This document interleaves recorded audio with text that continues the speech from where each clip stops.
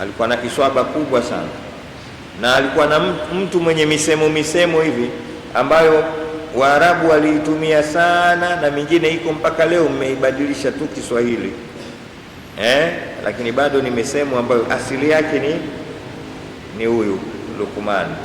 Miongoni mwa misemo yake kama inavyoandika kitabu, anasema asumtu hukmun wa qalilun fa'iluhu, kukaa kimya ni kutatua matatizo, lakini wachache ndio wanaokaa kimya. Ndio Waswahili wanasema nini? Kimya kingi ina mshindo mkubwa. Ule kasema Luqman, asumtu hukmun wa qalilun fa'ilu. Sawa. Na aliwahi kuulizwa ni mtu gani mtu wa shari, akasema mtu mbaya na mtu wa shari, alladhi la yubali in raahu an-nasu musian, ni yule mtu asojali hata wakimuona watu kama ana makosa, yeye ajali, haoni noma kukosea mbele za watu. Huyo ndo mtu wa shari sana, na ana hikma zingine nyingi sana. Kuna vitabu vimeandika hikam za Luqman huyu. Allahu akbar. Moja katika maisha aliyopitia, aliwahi kupewa khilafa kwa hadithi ya Mtume sallallahu alaihi wasallam kabisa.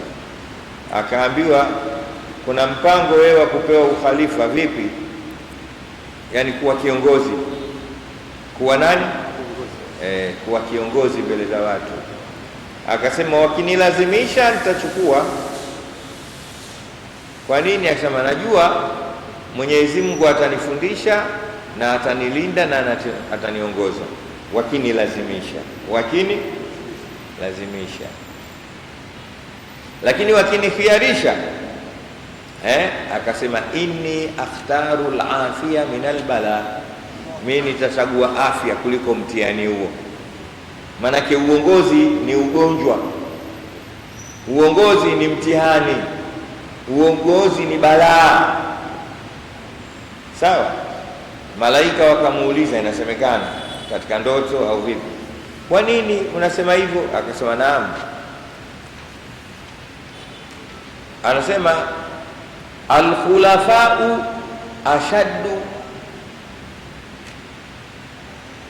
wa akdaru maisha, yani anasema viongozi ndio watu wenye maisha magumu kabisa kuliko watu wote unaowafikiria wewe. Kiongozi yule mtu anakuja mbele za watu ndio ana maisha magumu ya mitihani kuliko watu wote. Kwa hiyo mimi sina haja ya uongozi, labda nilazimishwe. Anasema tumeelewana? Na ndio nikwambie ni ukweli jamani, ndio ilivyo. Mimi wakati nasoma nikiwa mdogo nilisoma kitabu kimoja cha Imam Ghazali, amekiita al-Iqtisadul Islami. Al-Iqtisadul, mimi nikajua anataka kuzungumza Islamic economy, kumbe alikuwa anataka kuzungumzia masala ya kinadharia ya ndani kabisa na life skills, mipango ya maisha. Katika vitabu vitamu vizuri nilivyovisoma mimi na vinavyonisaidia na vitaendelea kunisaidia, basi al-Iqtisadul Islami ya Imam Ghazali kina maisha yetu kabisa haya tunayoishi sasa.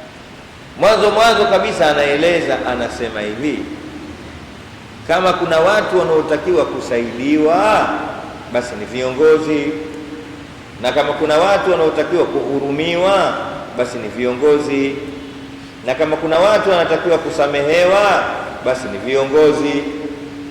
Wakati ule mimi nasoma kitabu hicho, ndio niko shule bado, sikukubaliana na fikra hiyo ya Imam Ghazali. Nilikuwa naona kiongozi, kwa mfano rais, mbunge, mkuu wa wilaya ndio asaidiwe, ahurumiwe.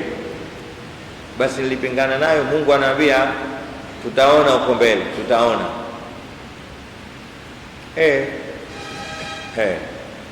Mimi sasa hivi ukiambia niandike topic hii, na iandika vizuri kuliko Imam Ghazali. Sijui mnanielewa?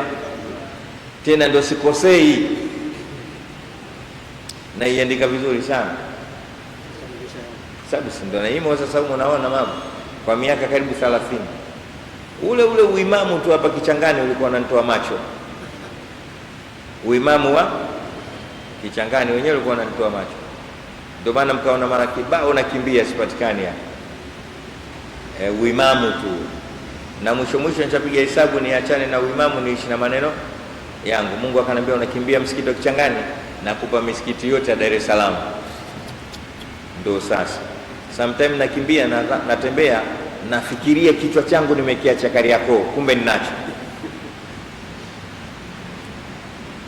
Sawa, Lukumani anasema niki lazimishwa nitakuwa kiongozi, lakini wakiniambia unasemaje, nitaambia niacheni. Cha ajabu mimi na wewe leo tunavyotaka uongozi,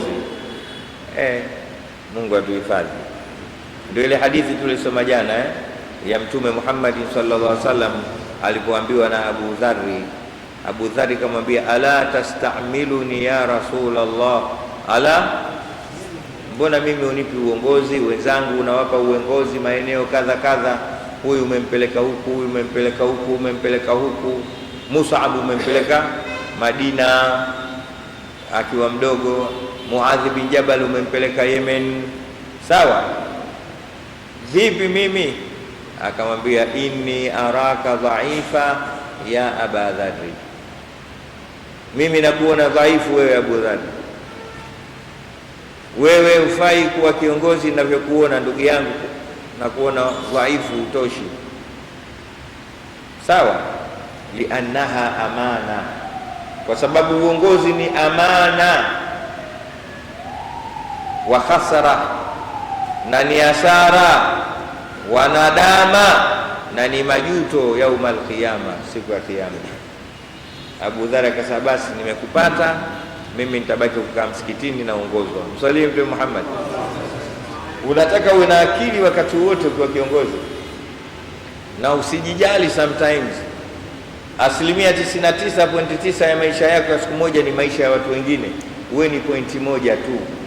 Lakini kuanzia asubuhi mpaka saa hizi una deal na malengo ya watu wengine, sio wewe. Sawa, wakubwa kwa wadogo, na unafanya utakaofanya, bado hawatokei wakakwambia umefanya.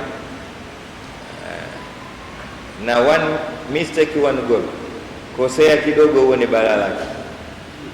Kwa hiyo unatakiwa uwe mtulivu, uwe makini.